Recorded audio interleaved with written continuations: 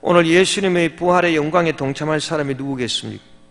부활을 목격하고 또 우리 스스로도 부활할 수 있어야 할 것인데, 그런 성도는 그리스도 안에 있는 성도인 것입니다. 그리스도 안에 있다는 것은 아담 안에 있다는 것과 완전히 반대되는 말인 것입니다. 오늘 저와 여러분은 부활절 예배를 드리면서 내가 아담 안에 있지 않고 그리스도 안에 있는가, 그것을 다시 한번 확인해 보아야 할 것입니다. 여러분, 어떤 사람이 그리스도 안에 있는 사람인 것입니까? 하나님의 진리의 말씀에 대한 믿음이 있어야 그리스도 안에 거하게 되는 것입니다. 하나님께서 사람에게 두 가지 선물을 주는데, 하나는 하나님의 말씀을 믿는 그 양심의 믿음이고, 또 다른 하나는 모든 세상 만물을 사리 분별 있게 이성적으로 판단하고 논리적으로 분석하고 추론할 수 있는 그런 이성의 능력, 이 두 가지를 하나님이 주셨습니다. 이성의 추론 능력이 참 중요합니다만은, 그러나 하나님의 말씀에 대한 믿음이 이성의 추론 능력을 압도해야 그 사람이 그리스도 안에 들어갈 수가 있는 것입니다.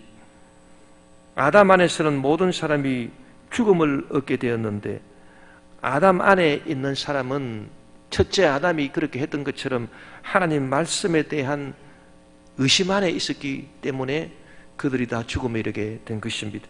창세기 3장 17절에 아담에게 이르시되 내가 내 아내의 말을 듣고 내가 내게 먹지 말라 한 그 나무의 열매를 먹었은즉 땅은 너로 말미암아 저주를 받고 너는 내 평생에 수고하여야 그 소산을 먹으리라.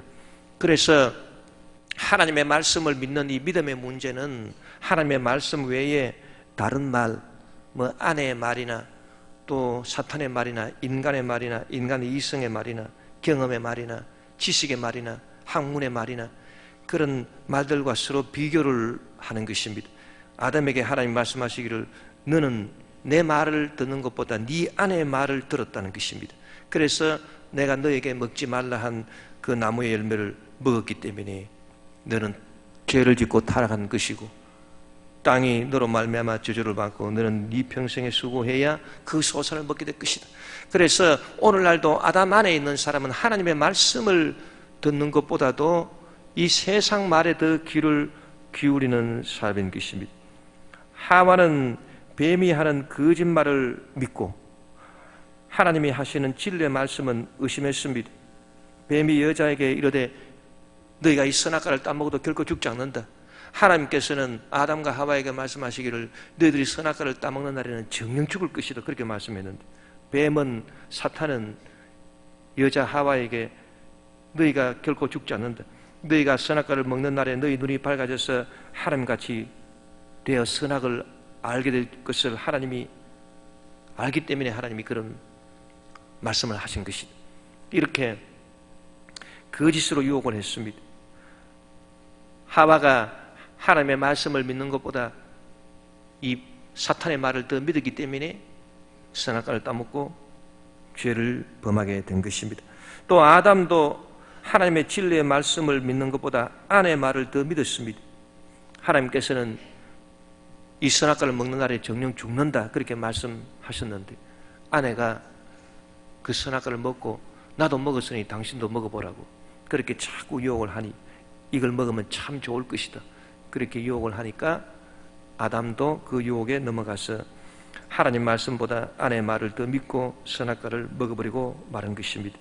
여러분, 우리는 구원에 대해서 하나님이 하시는 말씀, 치료에 대해서 하나님이 하시는 말씀, 축복에 대해서 하나님 하시는 말씀, 영생 천국에 대해서 하나님 하시는 말씀을 우리가 믿어야 되겠습니다. 하나님 말씀을 우리가 잘 믿으려면 하나님 외에 다른 말을 우리가 적당히 꺾을 줄 알아야 하나님 말씀을 잘 믿게 되는 것입니다. 여러분, 믿음과 의심의 문제는 이 퍼센테이지의 문제라고 생각합니다. 하와가 처음부터 사탄이 하는 말을 100% 믿고 처음부터 하나님이 하신 말씀을 100% 믿지 아니한 것은 아닌 것입니다. 오히려 처음에는 하와가 하나님이 하시는 말씀을 사탄이 하는 말보다 더 믿었을 것입니다. 그런데 사탄이 와서 자꾸 유혹을 하니까 이것이 점점 기울어졌습니다. 그래서 급기야는 하나님 말씀을 믿는 마음이 50%, 또 사탄의 유혹의 말을 믿는 것이 50%, 그렇게 해서 이렇게 할까 저렇게 할까 망설이고 있었는데 계속 사탄이 유혹을 하니까 이제 51대 49가 됐습니다. 사탄의 말을 믿는 것이 51%가 되고 하나님 말씀 믿는 것은 49%가 됐습니다. 그래서 선악과를 따먹어버리고 말한 것입니다.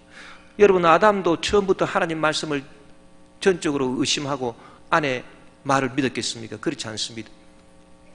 처음에는 하나님의 말씀을 믿었겠지만은 그러나 하와가 자꾸 와서 또 유혹을 하니 아내의 말을 점점 믿게 돼가지고 나중에는 정말 그런가? 그래서 하나님 하시는 말씀 50% 믿고 또 하와가 하는 말도 50% 믿고 그래서 반반이 됐습니다. 계속 아내가 또 먹으라 하니까 이제 51대 49가 되면서 아내의 말을 하나님 말씀보다 더 믿게 되고 그러면서 선악과를 먹어버리고 마른 것입니다. 여러분, 오늘날 우리 성도가 하나님의 말씀을 세상의 다른 어떤 말보다도 조금 더 믿어야 되겠습니다. 그것이 여러분 참 잘 믿는 믿음의 출발점인 것입니다. 여러분, 이성이 하는 말, 과학이 하는 말, 환경이 하는 말, 지식이 하는 말, 도덕이 하는 말, 윤리가 하는 말, 학자가 하는 말, 의사가 하는 말, 종교가 하는 말, 여러분 이런 말을 우리가 다 무시하고 100% 무시하고 살 수는 없는 것입니다. 여러분, 이성이 하는 말, 논리적이고 추론의 능력으로 나온 말을 우리가 100% 무시하고 어떻게 살겠습니까? 그러나 그런 말보다도 하나님 말씀을 더 믿어야 되는 것입니다. 예를 들어서 문제가 있으면은 문제를 해결하기 위해서는 너가 백방으로 뛰어다니면서 이 사람 저 사람도 만나고 너가 애를 쓰고 수고해야 문제가 해결될 거다. 그거는 인간 이성이 하는 말인 것입니다. 여러분, 그러나 하나님 말씀은 우리 보고 뭐라고 말합니까? 문제가 있으냐? 그러면 기도하라.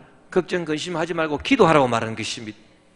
그러면 우리가 하나님 말씀을 더 믿어야 되는 것입니다. 그래, 내가 인간적으로 수고하고 이리저리 뛰어다니는 것도 중요하지만 그보다 더 중요한 것은 기도하는 것이로구나. 그러면서 엎드려서 기도할 줄 알아야 되는 것입니다. 만약에 질병에 걸렸습니까? 그러면 과학이 뭐라고 말합니까? 의학이 뭐라고 말합니까? 의사가 뭐라고 말합니까? 병원에 와서 치료받고 수술받고 약을 먹고 그렇게 해야 낫습니다. 뭐 그 말을 우리가 100% 의심하고 물리칠 수는 없습니다. 그러나 그 말을 믿는 것보다도 하나님 말씀을 더 믿어야 되는 것입니다. 예수님이 채찍에 맞으심으로 너희는 나음을 얻었도다. 그 말씀을 조금이라도 더 믿고 그래, 내가 예수님 채찍에 맞으심으로 내가 나음을 얻는 것이다. 이것이 나를 완벽하게 고쳐주는 것이다. 그런 믿음이 있어야 여러분 그 사람이 믿음 있는 사람이고 아담 안에서 그리스도 안으로 넘어갈 수 있는 사람인 것입니다. 여러분, 우리 살고 있는 이 김포 애기봉에서 조금만 더 저 북쪽으로 가면 북한입니다. 조금만 더 남쪽으로 내려오면 우리 대한민국인 것입니다. 여러분, 이 조금밖에 차이가 안 나지만은 그러나 완전히 다른 것입니다. 한 2, 3km만 더 넘어가면 완전 북한이. 그러나 그 밑으로 내려오면 완전 대한민국. 여러분, 우리의 마음 속에 두 가지가 싸웁니다. 늘 세상 말이냐 하나님 말씀이냐, 내 육신의 정욕, 안목의 정욕, 이성의 자랑, 욕심이 하는 말이냐, 근심이 하는 말이냐, 지식이 하는 말이냐, 이 말하고 또 하나님이 하시는 말씀이냐, 이 말씀하고 이 두 가지가 서로 싸우는데 조금이라도 51대 49라도 하나님 말씀 쪽으로 마음이 기울어야 그 사람이 그리스도 안에 들어가게 되고 그 사람이 예수 그리스도의 부활의 영광에 동참할 수 있게 되는 것입니다. 우리가 성경에 보니 예수님께서 부활하시고 난 다음에 제자들에게 나타났었는데 특별히 한 번은 도마에게 나타났습니다. 여러분, 도마 이 사람을 보니까 이 사람은 갈릴리 출신의 어부였는데 아주 열정적인 사람이면서도 굉장히 이성적으로 논리가 발달한 그런 사람이었습니다. 그는 예수님께 충성된 마음으로 헌신하기로 작정했습니다. 예수님을 위해서라면 어떠한 위험이라도 감수할 각오가 되어 있었던 사람입니다. 그래서 예수님께서 한 번은 나사로가 병들었다는 소식을 듣고 유대로 가서 나사로를 고쳐주자. 병든 나사로를 고쳐줘야 되겠다. 나사로가 잠들었는데 내가 그를 다시 일으켜야 되겠다. 그렇게 예수님께서 말씀하니까 제 아들이 다 말렸습니다. 그 나사로가 사는 그 유대 땅은 예수님에 대한 그 반대가 극심한 땅이라 거기서 사람들이 돌로 치려고 예수님을 그렇게 공격을 했는데 다시 그 땅으로 갑니까? 위험합니다. 가지 마십시오. 그렇게 말하니까 그때 도마가 말하기를 우리가 주님과 함께 가서 죽자. 주님과 함께 죽으면 될 것 아니냐. 그렇게 말할 정도로 그 사람은 열정적인 그런 사람이었던 것입니다. 그런데 이 사람이 하나님 말씀에 대한 그 믿음보다도 그 이성의 추론 능력이 더 탁월히 뛰어난 사람이라 이 사람이 이제 예수님을 보니까 예수님께서 말씀하시기를 인자가 십자가에 못 박혀 죽임당하고 사흘 만에 부활하고 너희들보다 앞서서 갈리로 가야 되겠다. 내가 십자가에 못 박혀 죽어야 할 것이다. 그래야 하나님의 뜻이 이루어질 것이다. 그렇게 말을 하니까 이 도마가 자기 인간의 이성으로 상식적으로 아무리 생각해도 그 말씀이 이해가 안 되는 것입니다.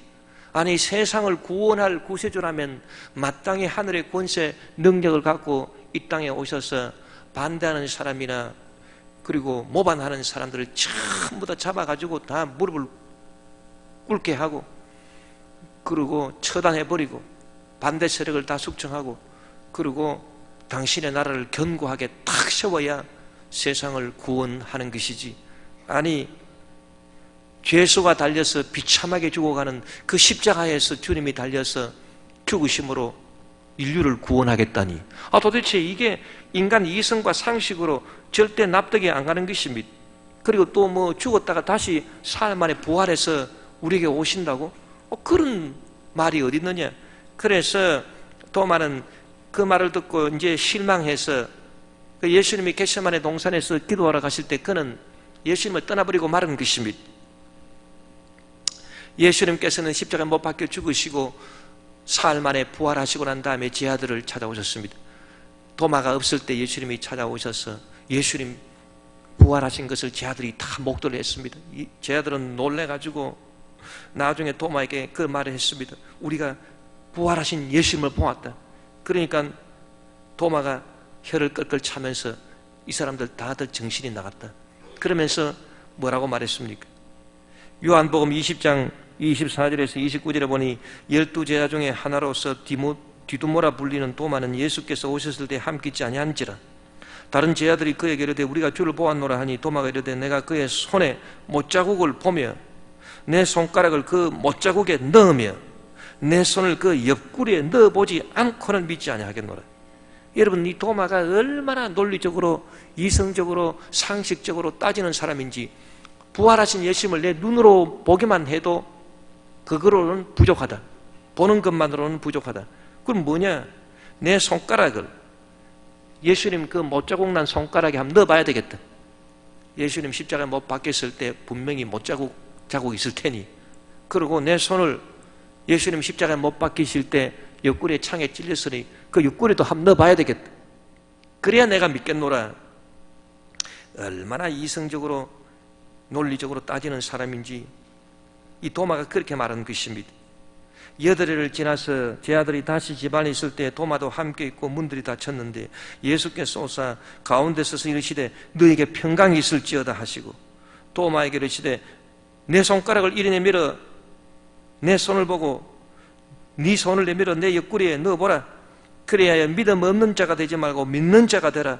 도마가 대답하여 이르되 나의 주님이시오 나의 하나님이시니이다. 예수께서 이르시되 너는 나를 본고로 믿느냐? 보지 못하고 믿는 자들은 복되도다 하시니라. 참 도마는 이때 이 체험을 통해서 부활하신 예수님을 만나서 확실히 알았습니다. 내가 인간 이성을 너무 의지했구나. 인간이 논리적으로 따지고 상식적으로 판단하는 그것만 내가 너무 추구를 했구나. 이제 나는 예수님 부활하신 것을 확실히 믿는다. 그리고 나는 예수님 위해서 복음 전파를 위해서 살아야 되겠다. 도마는 그 후에 인도에 가서 복음을 전하다가 장렬하게 그는 순교한 것입니다. 여러분 우리도 그리스도 안에 그하여 부활의 영광에 동참하기 위해서는 하나님 말씀을 인간 이성의 말보다 더 믿는 그런 믿음이 있어야 되는 것입니다. 만약에 우리가 예수님을 주로 믿노라 하지만은 인간 이성이 하는 말, 지식이 하는 말을 하나님 말씀보다 더 믿는다면 우리는 여전히 아담 안에 있는 사람이 되어버리고 마는 것입니다. 그러나 진리의 말씀, 하나님의 말씀을 우리가 그 다른 어떤 말보다도 더 신뢰하고 믿음으로 받아들일 때 우리는 아담 안을 떠나서 그리스도 안에 거하게 되는 것이고, 그런 사람이 오늘 부활의 영광에 동참하게 되는 것입니다. 그리고 우리는 영생에 대한 소망이 있어야 그리스도 안에 거하게 되는 것입니다. 여러분, 아담 안에 있는 사람은 영생 천국에 대한 소망이 없는 사람입니다. 아담은 원래 흙으로 지음받았는데 그가 선악과를 따먹고 죄를 짓고 타락한 이후에는 하나님께서 그에게 말하기를 너는 흙이니 흙으로 돌아가라 그렇게 말했습니다. 창세기 3장 19절에 내가 흙으로 돌아갈 때까지 얼굴에 땀을 흘려야 먹을 것을 먹으리니 내가 그것에서 취함을 입었음이니라. 너는 흙이니 흙으로 돌아갈 것이니라. 아담은 흙으로 돌아갈 사람인 것입니다.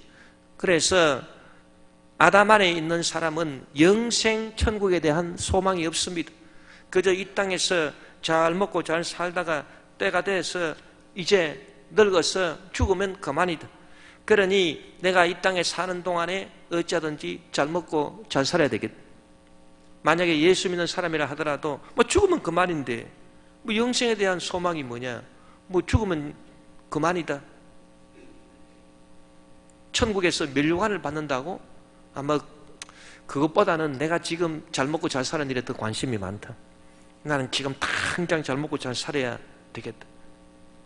그런 생각을 하고 예수님을 믿습니까? 그런 사람은 안타깝지만은 아직도 아담 안에 있는 사람인 것입니다. 여러분, 성경은 오늘 본문에서 뭐라고 말하고 있습니까? 오늘 본문 고린도전서 15장 19절에 만일 그리스도 안에서 우리가 바라는 것이 다만 이 세상의 삶뿐이면 모든 사람 가운데 우리가 더욱 불쌍한 자이리라. 그래서 성경이 우리에게 가르치는 교훈은 이 땅에서도 우리가 금생에서도 잘 살아야 되겠지만은 그러나 이 땅의 삶만을 바라는 것이 아니라 영원한 영생의 삶을 우리가 소망해야 된다는 것입니다. 이 두 가지를 다 우리가 잘 살아야 된다는 것입니다. 금생에도 잘 살아야 되겠고, 금생도 예수 믿어서 영혼이 잘됨 같이 범사에 잘되며 강간하고 생명을 풍성히 얻으면서 살아야 되겠고, 내세도 영생 천국을 누리면서 살아야 되는데 우선순위를 따지자면 중요성을 어디다 더 두어야 되느냐.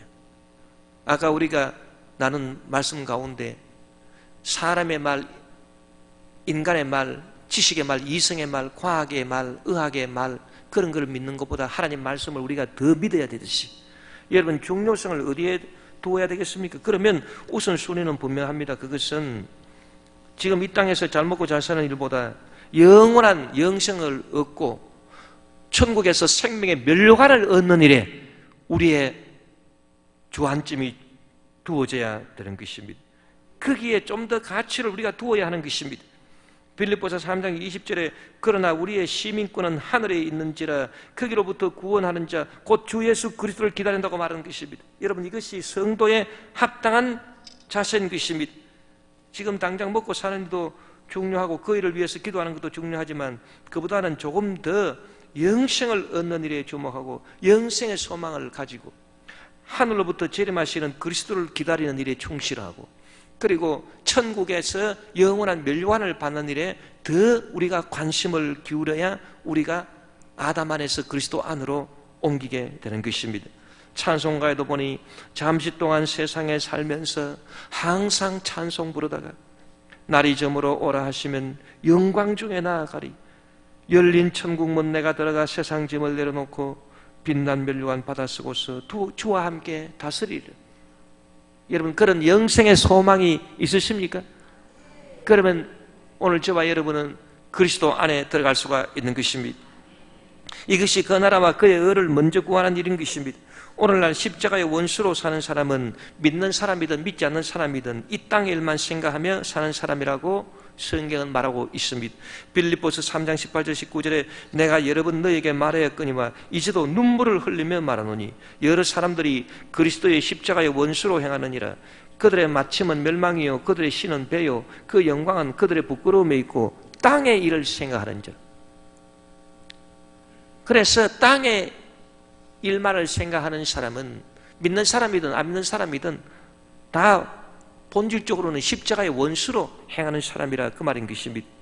오늘날 주님을 믿는다 하지만 땅의 일을 생각함으로써 영원한 천국에 소망하는 영생 천국의 복음을 등한시하는 성도들이 얼마나 많습니까?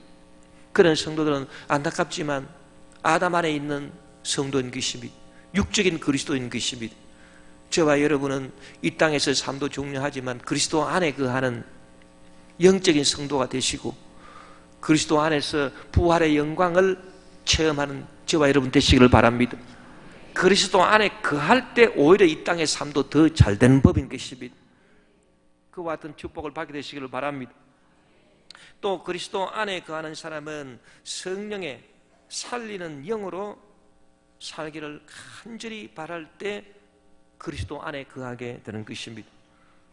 아담 안에 거하는 사람은 그저 살아있는 생명으로 사는 사람인 것입니다. 그러나 그리스도 안에 거하는 사람은 그저 사는 생명으로 사는 것이 아니라 살리는 영, 항상 우리를 살리는 영으로 살아가는 사람인 것입니다. 그런 사람이 그리스도 안에 있는 사람이고 이 사람이 부활과 영생을 누리게 되는 것입니다. 고린도전서 15장 45절에 기록된 바 첫사람 아담은 생명이 되었다 함과 같이 마지막 아담은 살려주는 영이 되었나니. 여러분, 첫사람 아담은 살아 숨쉬는 생명이고 마지막 아담 예수님은 살려주는 영, 살리는 영이라 그 말인 것입니다. 이 두 가지 차이가 어떤 것이겠습니까? 우리가 쉽게 설명해 보면 여러분 다 핸드폰을 쓰지 않습니까? 핸드폰을 쓰는데 충전을 해야 됩니다. 처음에 배터리를 충전해 가지고 100% 꽉 채웠습니다. 그러고 나서 이제 핸드폰을 점점 사용하게 되면 1시간, 2시간, 5시간, 6시간 진행하고 이것저것 하다 보면은 이제 점점 방전이 돼 가지고 나중에는 10% 정도밖에 이제 전기가 안 남았습니다. 그러면 깜빡깜빡하면서 경고음이 나오지 않습니까? 계속 사용해버리면은 어떻게 됩니까? 그 다음에는 제로, 빵. 그 다음에는 통화하려고 그래도 통화도 안 되고, 데이터도 안 되는 것입니다. 더 이상 사용할 수가 없습니다. 여러분, 아담의 생명 그와 같다는 것입니다.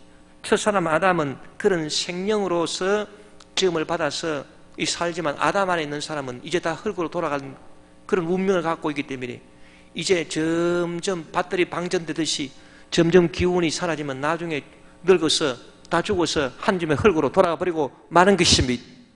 그것이 첫사람 아담 안에 있는 사람인 것입니다. 그런데 예수 안에 있는 사람은 살리는 영으로 사는 사람이다. 이것은 뭐냐? 여러분 같이 핸드폰을 쓴다 하더라도 전원에다가 항상 그 스위치를 꽂아놓고 그렇게 핸드폰을 사용해 보십시오. 그러면은 조금 사용해서 전기가 이제 방전될라 싶으면 다시 싹 전기가 들어오고 또 통화도 하고 데이터도 쓰고 이렇게 해서 또 방전될라 싶으면 또 전기가 싹 들어오고 쓰는 만큼 전기가 속속속속 들어오기 때문에 여러분 방전돼 가지고 계속 방전될 그런 불안 없이 계속 사용할 수가 있는 것입니다. 그것이 바로 살리는 영으로서 살아가는 사람을 말하는 것입니다. 그래서 그리스도 안에서 살리는 영으로 살아가는 사람은 낙심하고 실망할까 싶으면 다시 희망을 얻게 되는 것입니다. 절망하다가도 다시 오뚜기처럼 일어나게 되는 것입니다. 7번 쓰러져도 다시 8번째 일어나는 사람인 것입니다. 그리고 그 마음속에 희망과 용기가 늘 넘쳐나는 그런 사람인 것입니다. 여러분 생명으로 살게 되면은 처음에는 충전됐지만 나중에 시간에 따라서 에너지가 없어지듯이 언젠가는 죽게 되지만 그러나 살리는 영으로 살게 되면은 이 땅에 살 동안에도 계속 힘을 얻게 되는 것이고, 그리고 죽었어도 결국은 우리 육신이 죽는다 하더라도 영은 다시 살고 그 살리는 영으로서 부활에 동참하게 되는 것입니다. 로마서 8장 11절에 예수를 죽은 자 가운데서 살리신 이의 영이 너희 안에 거하시면 그리스도 예수를 죽은 자 가운데서 살리신 이가 너희 안에 거하시는 그의 영으로 말미암아 너희 죽을 몸도 살리시리라. 여러분, 그리스도 안에 거하여 살리시는 영으로, 살리는 영으로 살게 되시기를, 그래서 항상 부활의 생명으로 살게 되시기를 주 이름으로 축원합니다. 예수님은 살리는 영으로서 부활하신 것입니다. 그렇기 때문에 예수님의 관심사는 누구를 살릴 것인가, 거기에 있는 것입니다. 여러분, 오늘 새벽에 예수님께서 부활하셨는데 예수님께서 관심을 갖고 찾아갈 사람이 누구겠습니까? 예수님은 살리는 영이신 것입니다. 살리는 영이기 때문에 당연히 예수님의 관심사는 내가 누구를 살릴 것인가. 그래서 낙심하고 절망하고 병들어서 누워있고 이제 모든 소망이 다 끊어지고 절망한, 죽을 날만 기다리는, 죽어가는 사람들, 그런 사람들을 찾아오시는 것이 바로 예수님이신 것입니다. 여러분, 죽어가는 사람에게 살리는 영이 필요한 것이기 때문에 살리는 영이신 예수님은 죽어가는 사람을 찾아오십니다.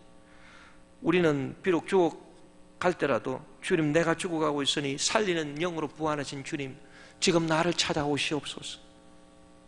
주님의 성령님을 인정하고 환영하고 모셔들고 의지하니 살리는 영이신 성령으로 주님 나에게 찾아와 주셔서 부활의 생명으로 채워 주시옵소서. 기도하고 간구하면 우리가 그리스도 안에 거하게 되는 것이고, 그런 사람은 새 생명을 얻게 되고 새로운 희망과 용기를 얻게 되는 것입니다. 여러분, 예수님께서 십자가에 못 박혀 죽으시고 난 다음에, 부활하시고 난 다음에 누구를 찾아갔습니까? 누구를 제일 먼저 만나주고 누구를 찾아갔습니까? 성경 기록을 보니까 7 귀신 들렸다가 그 7 귀신이 예수님으로 말미암아 쫓겨나간 막달라 마리아가 예수님 무덤에서 예수님을 제일 먼저 만나게 된 것입니다. 막달라 마리아는 7 귀신을 예수님이 쫓아내 주셨기 때문에 예수님만 바라고 살았는데, 이제 예수님이 돌아가셨으니 희망이 없습니다. 그가 예수님 무덤 안에 와서 울고 있으니까 예수님께서, 부활하신 예수님이 그녀를 제일 먼저 만나주시고 울지 마라, 그녀에게 위대한 소망을 주신 것입니다. 여러분, 예수님께서 부활하시고 난 다음에 제일 먼저 찾아간 곳이 유대 땅이 아닙니다. 예루살렘이 아닙니다. 예루살렘에 가가지고서 자기 자신을 십자가에 못 박은 그 유대교 관리들, 대제사장, 유대교 장로들, 서기관, 바리새인들, 이놈들, 너희들이 나를 십자가에 못 박았지. 그리고 빌라도 총독 관제에 찾아가가지고서 부활하신 예수님이 짠 하고 나타나가지고, 너희들이 나를 십자가에 못 박았어. 이제 내가 이렇게 다시 살아났다. 너희들 이제는 볼장 다 봤다. 이제 괘씸한 것들. 그리고 예수님이 당신을 과시하기 위해서 그들에게 나타나신 것이 아닙니다.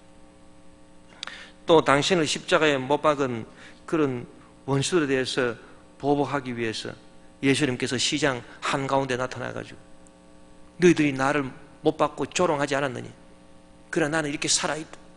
그렇게 그들에게 과시하기 위해서 나타난 것이 아닌 것입니다.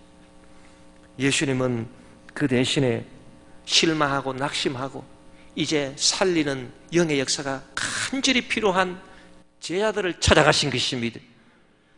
그래서 성경에 뭐라고 말씀했나 하니, 마태복음 26장 31절 32절에 그때 예수께서 제자들에게 이르시되 오늘 밤에 너희가 다 나를 버리리라. 기록된 바 내가 목자를 치리니 양의 떼가 흩어지리라 하였느니라. 그러나 내가 살아난 후에 너희보다 먼저 갈릴리로 가리라. 여러분, 예수님의 제자들은, 그리고 베드로는 예수님께서 십자가에 못 박히실 때 전부 다 주량랑을 치고 그들은 이제 망연자실했습니다. 자기들이 그렇게 받들던 스승 예수님이 무력하게 십자가에 못 박혀 죽임당하니 이제 우리의 희망은 끊어졌다. 우리가 3년 동안 예수님을 따라다니면서 세상을 구원한답시고 호들갑을 떨었는데 이제는 그 모든 것이 다 수포로 돌아갔다. 이제는 절망이다, 낙심이다, 좌절이다. 그래서 그들이 무슨 생각했습니까? 이제 모든 거 다 툭툭 다 털고 다시 옛날 갈릴리읍으로 돌아가야 되겠다. 그래서 다시 밥 먹고 살아야 되니 갈릴리에 가가지고 다시 고기나 잡아야 되겠다. 제 아들이 그렇게 생각한 것입니다. 그렇게 해서 갈릴리 바다로, 디베라 바다로 그들이 가려고 갈릴리로 간 것입니다. 그러나 예수님은 그 사실을 미리 아시고 그들보다 먼저 갈릴리에 가서 거기서 딱 제 아들을 기다리고 계셨던 것입니다. 성경에 이렇게 기록되어 있습니다. 그 후에 예수께서 갈릴리 호수에서 또 제 아들에게 자기를 나타내셨으니 나타내신 일은 이러하니라. 시몬 베드로와 디두모라 하는 도마와 갈릴리 가나 사람 나다나엘과 세베대의 아들들과 또 다른 제자 둘이 함께 있더니 시몬 베드로가 나는 물고기 잡으러 가노라 하니 그들이 우리도 함께 가겠다 하고 나가서 배에 올랐으나 그날 밤에 아무것도 잡지 못하였더니 날이 새어갈 때에 예수께서 바닷가에 서셨으나 제 아들이 예수이신 줄 알지 못하는지라. 예수께서 이르시되 얘들아 너에게 고기가 있느냐 대답하되 없나이다. 이르시되 그 물을 배 오른편에 던지라 그리하면 잡으리라 하시니 이에 던졌더니 물고기가 많아 그 물을 들 수 없더라. 예수께서 사랑하시는 그 제자가 요한입니다. 베드로에게 이르되 주님이시다 하니 시몬 베드로가 벗고 있다가 주님이라 하는 말을 듣고 겉옷을 두른 후에 바다로 뛰어내리더라. 다른 제자들은 육지에서 거리가 불과 한 50칸쯤 되므로 작은 배를 타고 물고기 있던 그물을 끌고 와서 육지에 올라보니 숯불이 있는데 그 위에 생선이 놓였고 떡도 있더라. 예수께서 이르시되 지금 잡은 생선을 좀 가져오라 하시니 시몬 베드로가 올라가서 그물을 육지에 끌어올리니 가득히 찬 큰 물고기가 153마리라. 이같이 많으나 그물이 찢어지지 아니하였더라. 예수께서 이르시되 와서 조반을 먹으라 하시니 제 아들이 주님이신 줄 아는 고로 당신이 누구냐 감히 묻는 자가 없더라. 예수께서 가셔서 떡을 가져다가 그들에게 주시고 생선도 그와 같이 하시니라. 여러분 이 장면을 보니까 예수님께서 갈릴리에 먼저 가서 숯불을 딱 피워놓고 있었던 것입니다. 제 아들은 고기 잡으러 갔는데 고기 한 마리도 못 잡아서 예수님이 배 오른편에 그물을 던지라. 그물이 찢어질 정도로 고기가 또 많이 잡혔습니다. 그러니까 요한이 그걸 알아보고 야 예수님이다 알아보고 예수님이다 그러니까 베드로가 막 옷을 입고 바다에 뛰어들어서 예수님께 나온 것입니다. 그러나 딱 와서 보니까 숯불이 놓여 있습니다. 자기가 가야바의 뜰에서 대제사장 여종한테 3번씩이나 예수님 부인할 때도 그때 숯불이 있었는데 그거를 보니까 더 이상 예수님께 나아갈 용기가 없습니다. 자기는 예수님을 배반하고 예수님을 떠났는데 실망하고 좌절하고 낙심해서 아무 기운도 없고 더 이상 예수님께 나설 용기도 없는 것입니다. 그럴 때 예수님께서 잡은 생선을 가져오라. 그래서 예수님이 친히 떡도 구워서 제 아들에게 주시고 고기도 구워서 제 아들에게 주셨습니다. 그러고 난 다음에 베드로를 영적으로 다시 살리시기 위해서 3번 물었습니다. 요한의 아들 시몬아 너가 나를 사랑하느냐. 사랑을 다시 확인하시고 난 다음에 다시 베드로를 회복시켜 주시고 사명을 주신 것입니다. 요한복음 22장 17절에 3번째 이르시되 요한의 아들 시몬아 내가 나를 사랑하느냐 하시니 주께서 3번째 내가 나를 사랑하느냐 하시므로 베드로가 근심하여 이르되 주님 모든 것을 아시오매 내가 주님을 사랑하는 줄을 주님께서 아시나이다. 예수께서 이르시되 내 양을 먹이라. 여러분 이때 베드로는 회복이 된 것입니다. 회복이 되고 난 다음에 그는 이제 예수님 부활 성천 후에 초대교회의 가장 중요한 사도가 되었습니다. 그는 성전 미문에 앉아있는 안전뱅이를 예수 그리스도의 이름으로 일으키는 기적을 행하고 그리고 처처에 다니면서 복음을 전했습니다. 그는 가룟 유다를 대신해서 matthea를 마지막 사도로 뽑아서 예루살렘 교회를 안정시키고 또 교회를 배신했던 아나니아 삽비라도 심판을 하고 그런 처처에 다니면서 복음을 전했는데 죽은 사람도 살렸습니다.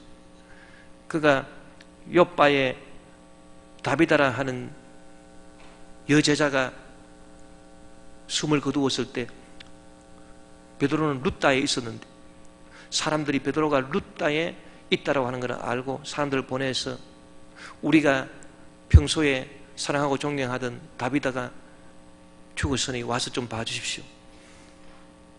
그녀가 우리에게 선행을 많이 베풀어서 우리 옷도 지어주고 했습니다. 그래서 베드로가 가보니 그 사람들이 모여가지고 겉옷도 보여주고 속옷도 보여주면서 다비다가 이렇게 우리에게 선행을 베풀고 구제를 했는데 죽었습니다. 시신을 씻어서 단하게 뉘어 놓았는데 베드로가 단하게 올라가서 이렇게 보면서 다비다야 일어나라 그렇게 명령하니까 죽은 다비다가 벌떡 일어나는 그런 기적도 베푸는 것입니다. 성경에 보면 그는 AD 43년경에 유대의 왕 헤롯 아그리파 1세에 의해서 체포가 됐지만은 천사가 감옥 문을 열어줌으로써 기적적으로 탈출했습니다. 그리고 역사가 유세비우스에 의하면 베드로가 64년경에 로마 황제 네로의 치세 때에 처형되었다고 순교했다고 전해집니다. 로마에 가면 카타콤이라고 하는 로마 시대 지하 동굴 무덤이 있습니다. 저도 한번 가봤는데 그 카타콤이 있는 경내로 들어가면 코바디스라고 하는 길이 있습니다.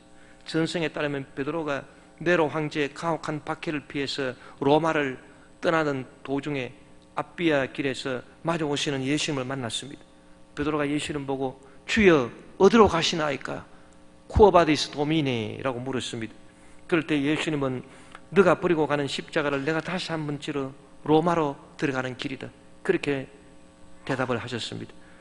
그때 베드로는 예수님 그 말씀을 듣고 크게 깨닫고 주님 내가 로마에 가서 복음을 전하다가 순교하면 순교하리이다. 그는 다시 로마로 들어가서 복음을 전하다가 십자가에 매달려 순교했습니다. 그때 베드로는 특이하게도 자청해서 머리를 아래로 두고 거꾸로 매달려 십자가에서 처형되었는데 그 이유는 내 주님 예수님과 똑같은 방식으로 내가 십자가에 달릴 수는 없으니 나는 거꾸로 달려서 순교하게 주십시오. 그래서 거꾸로 달려서 순교를 당했다는 것입니다. 여러분 예수님은 당신을 배신한 베드로 말고도 예수님이 쓸 사람을 얼마든지 찾을 수 있었을 것입니다. 그러나 예수님이 끝까지 베드로를 찾아서 회복시켜 주신 것은 예수님께서 한 번 택하신 백성은 절대 저버리지 않는다는 것입니다. 저와 여러분도 오늘 이 부활의 아침에 여러분 실망하고 낙심한 것이 있습니까? 좌절한 것이 있습니까? 문제도 해결 안 되고 예수님을 믿는다 기도도 하고 했지만 문제도 해결 안 되고 질병도 고침 못 받고 계속 괴로운 가운데 있고 지금 나는 실망과 좌절과 낙심 가운데 처해 있다. 꼭 여러분 부활하신 후에 예수님이 찾아갔던 예수님의 제아들 베드로와 같은 그런 형편인 것입니다. 그럴 때 여러분 예수님을 맞아 들으십시오. 오늘 부활하신 예수님은 오늘 우리가 예배드리기에 앞서서 이 자리에 먼저 와 계시면서 저와 여러분 가운데 마음이 상심하고 낙심한 자를 찾아오신 것입니다. 그래서 위로를 해 주십니다. 힘을 내라, 용기를 내라. 내가 너희를 새롭게 하리라. 나는 이렇게 살아있다. 예수님께서 우리에게 나타나시는 것입니다. 그리고 오늘 용기를 주십니다. 저와 여러분은 이제 더 이상 아담 안에 거하는 사람이 아니요 그리스도 예수 안에 거하는 사람 되시기를 주 이름으로 축원합니다. 그리하여 부활하신 주님의 그 영광에 동참하고 주님의 일을 위해서 열심히 충성 헌신하게 되시기를 주 이름으로 축원합니다.